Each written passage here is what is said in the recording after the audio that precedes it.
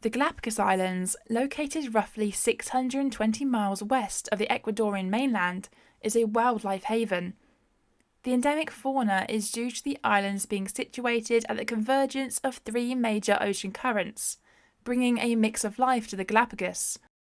These animals are often unafraid of human presence, as they have evolved on an island void of major predators. The islands lie on the Nazca tectonic plate and likely formed between 3 and 10 million years ago. These volcanic islands are constantly changing, an intense heat pushing apart the tectonic plates, creating new volcanoes which then erupt to form new islands. There have been around 13 eruptions in the Galapagos over the past 100 years, showing that these islands are not slowing down anytime soon. In its history, the islands have had a major presence of both Spanish and English inhabitants, so each island has a Spanish and English name. But Galapagos itself translates from an old Spanish word meaning saddle. This word was originally used by Bishop Thomas, who first described the islands in 1535, and his crew to describe the tortoises of the islands, but the name stuck. Galapagos tortoise are fine examples of island gigantism, weighing up to 270 kilograms and outliving most humans. The last Pinta Island tortoise, a subspecies of these giant Galapagos tortoises, was Lonesome George.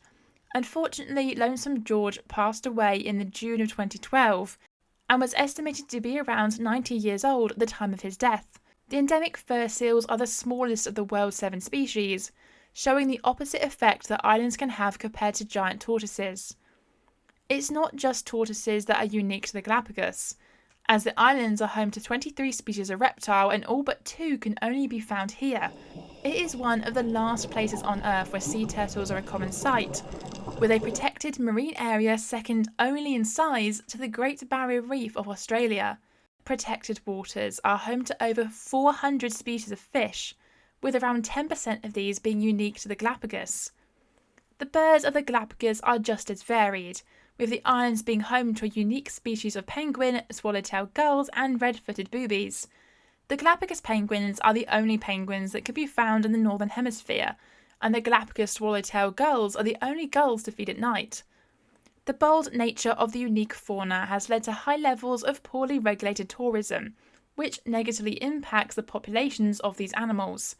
In 1959, the government of Ecuador declared all uninhabited islands of the Galapagos as a national park, and now strives to create sustainable tourism and prevent overfishing and the introduction of invasive species. In 1978, the islands were the first ever designated UNESCO World Heritage Site.